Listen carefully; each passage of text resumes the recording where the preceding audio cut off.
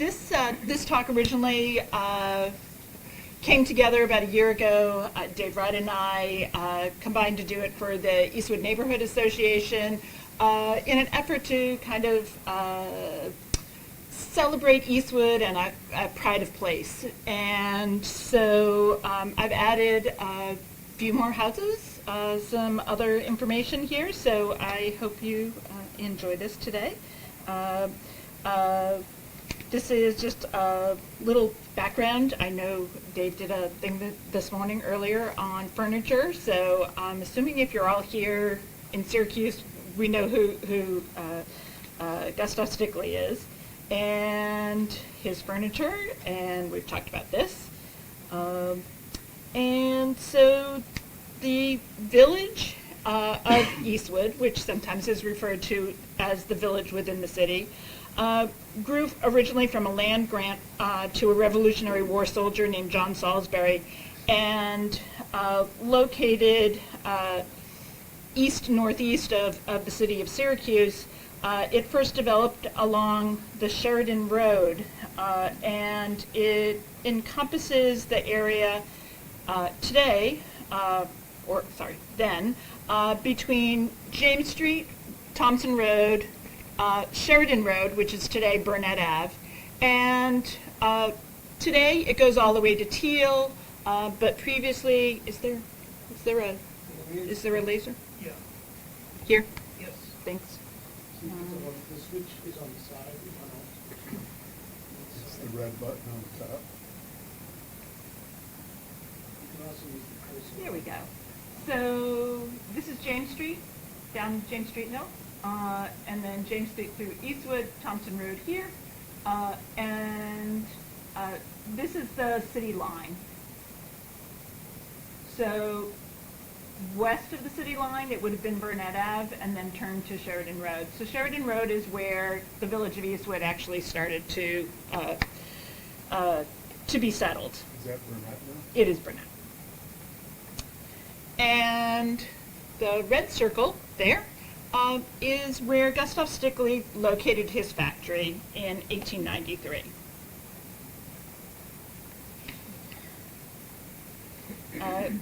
Gustav moved his family to Syracuse about 1895, living very near Syracuse University on the corner of Walnut and Waverly Avenue. We are literally within 50 yards of the house that he lived in, and I do have a slide of that to show you later. By 1900, Gustav was making simply designed Mission Oak arts and crafts furniture in and then this Syracuse suburb of Eastwood, labeling his furniture United Crafts and later calling it Craftsman. He adopted a medieval joiner's compass as his trademark, and it translated the best that I can or as I can. His sturdy and unornamented furniture carefully articulated joints to emphasize structure. And so this is the factory. This is a photo from the collection of the Stickley Museum in Fayetteville. And this is from the railroad side, not from the Sheridan Road side.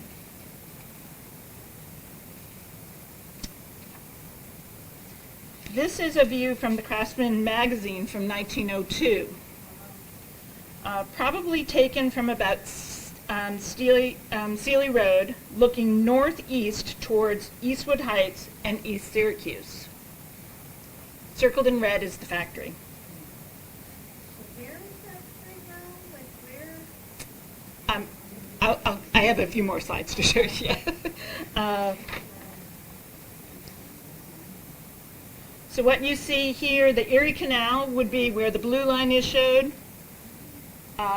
East Syracuse in the distance. East Syracuse would have developed in the 1880s and 1890s. Was developed more because of the railroad in East Syracuse.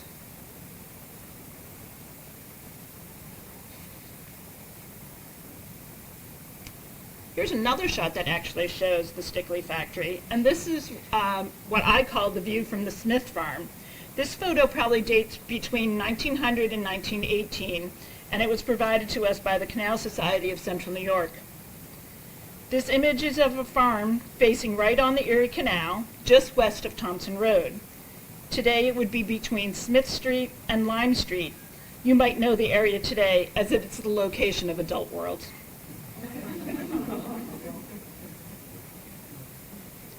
We're looking north at a largely, mostly treeless hillside that is today is Eastwood, up here.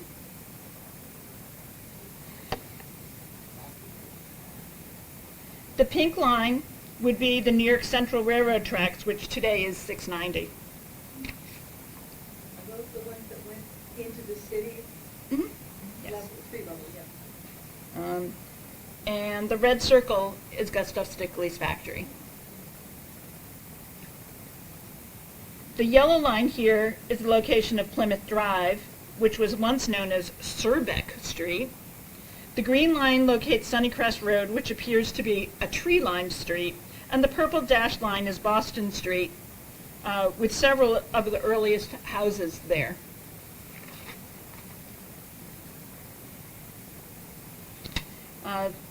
This image is of employees of Stickley's about 1906. In 1901, Stickley had 150 employees at the factory producing his iconic line of furniture called New Furniture, what most of us today call Craftsman furniture. By 1914, he had 200 employees. That is the same image I showed you before. This photo is later, it's from the 1940s. And this was when L and J.G. Stickley were using the factory. This is a series of images of the factory interior. The factory was constructed of heavy timber frame with large posts and beam. Here. And had large multi-light wood windows on all sides.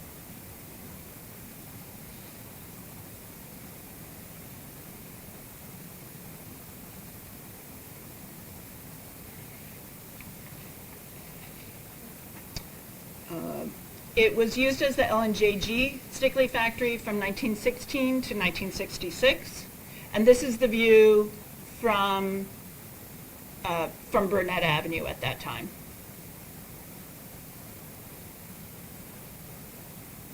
Unfortunately, this is what it looks like today. So there are a few remaining elements of the factory, including some timber frame and the stone foundation.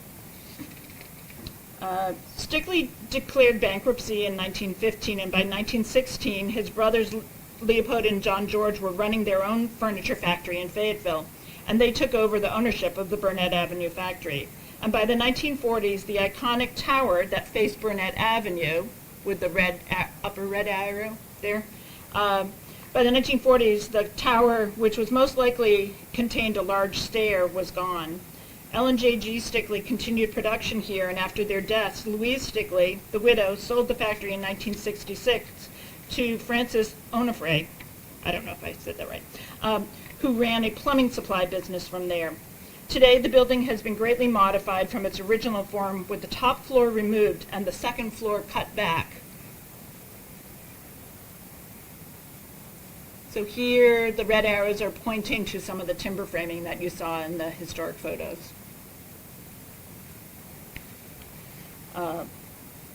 Eastwood's boom certainly came as a result of the expanding factories in the area, and Stickley was one of the first.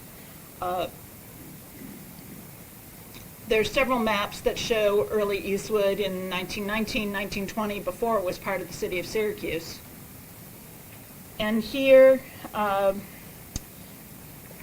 we have many of the early factories that were located along Burnett Avenue, and Pierce Butler Pierce is one of the largest that was in the area. You can see the acreage that it covered. It was near where like Lowe's is at Midler Avenue. And very interestingly, they made heating and sanitary supplies, and some of the radiator components that are actually at the Stickley house are Pierce Butler Pierce components. So Eastwood is developing 1890s, and then really there's quite a boom after World War I. Here's the factory again. This is a map from 1914.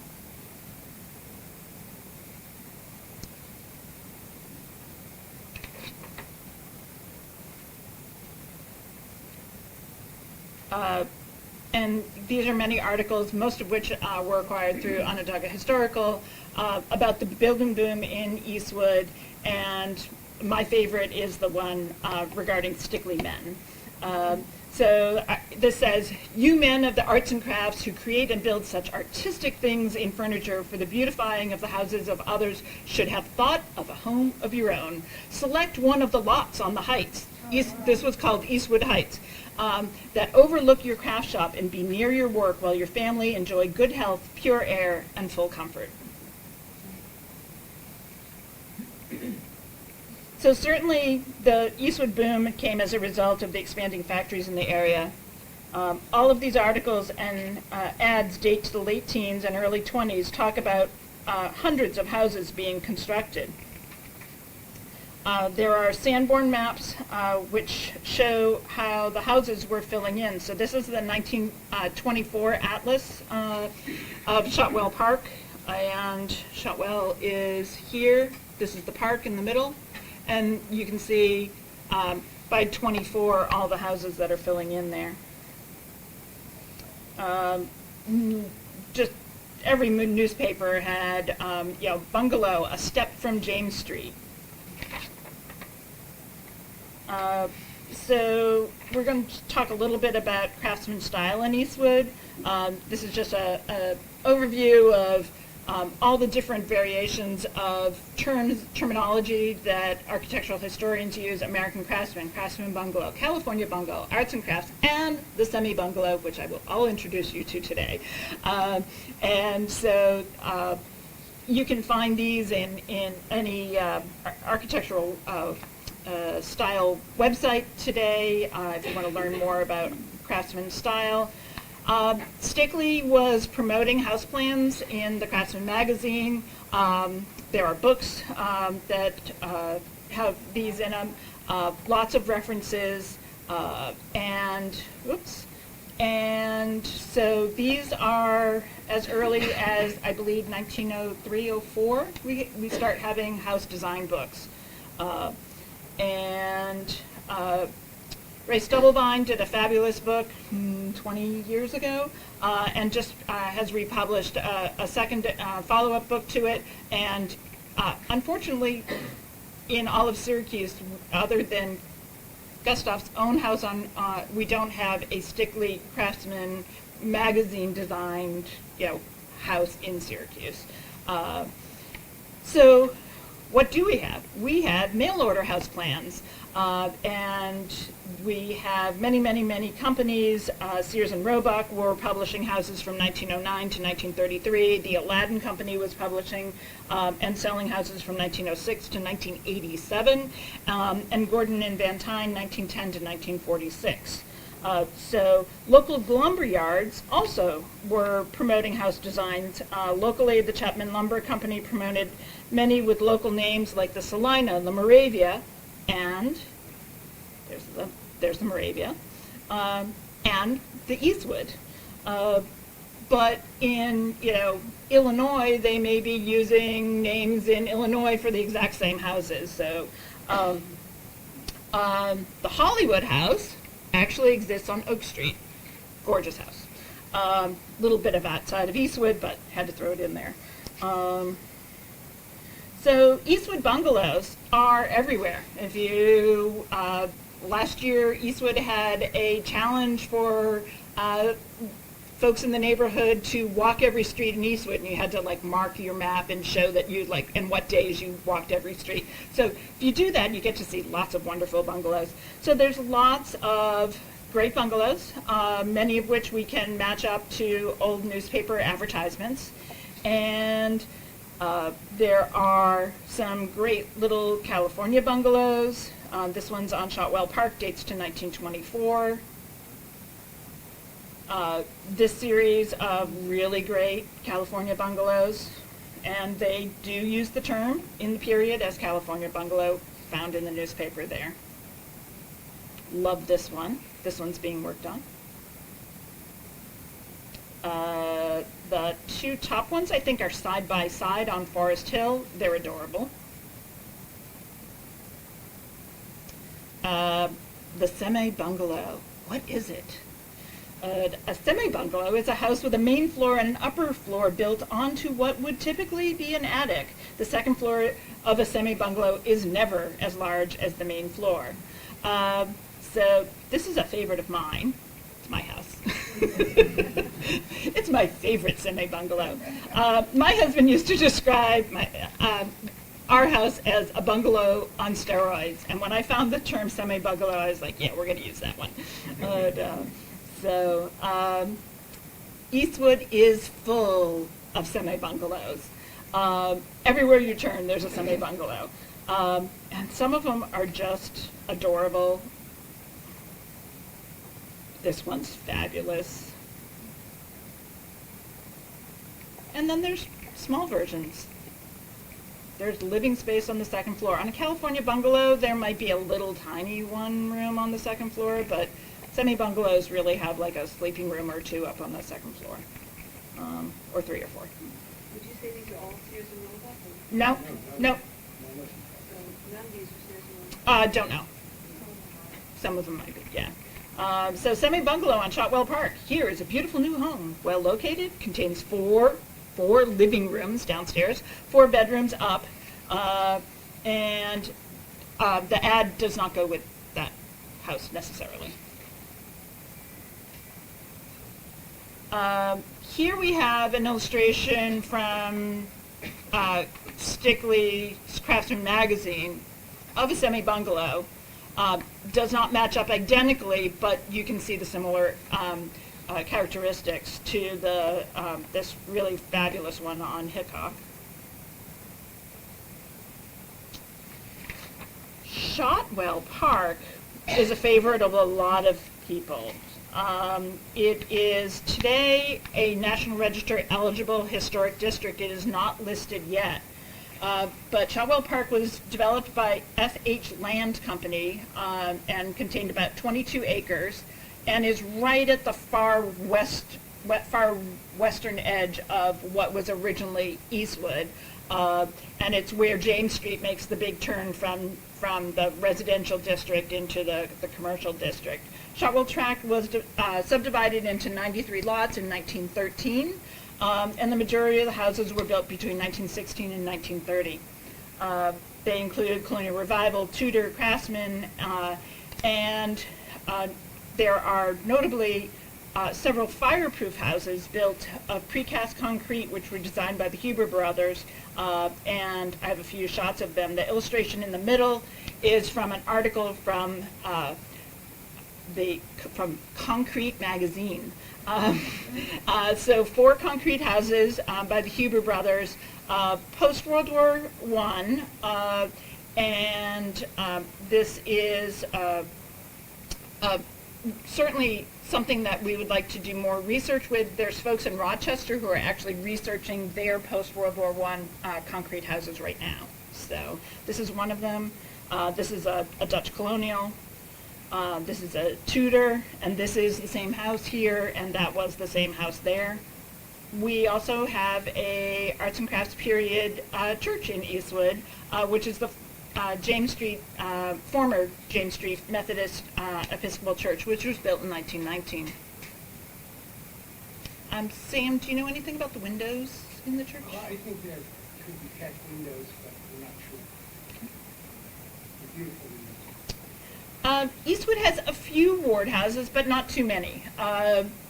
There happen to be 3 on my block, which is really unusual. Not my house. This is the William P. Hall house. This is it has siding on it today. But this is almost a twin to the Morgan Dunn House on Allen Street, and it was built in 1920 and on these long, narrow lots, which is very typical for Eastwood.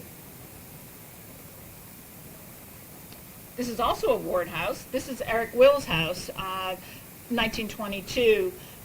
This is one of, this information is provided from Sam Gruber. This is one of 3 ward design houses on the 100 block of Rugby. From the outside, it's hard to distinguish it from hundreds of other colonial-style houses with side entries. The design harkens back to some of Ward's earliest work in Syracuse, and when he was transitioning from colonial to Craftsman, and then on to Tudor. And drawings for this house actually exist, and Eric Will and many of the Will family actually lived on the 100 block of Rugby Road. This one is on James Street. This is another ward house, and this has both colonial revival and Craftsman features. Features jerkin heads on both the south side of the house and on the garage, which is adorable. And the main entrance is off center and has Tuscan columns and a curved arch pediment, which is hidden behind the tree there. A very charming house. Love the shutters on this house. This is my closing slide. I love this postcard, period postcard, and the 4 houses pictured here are within 500 yards of us right now.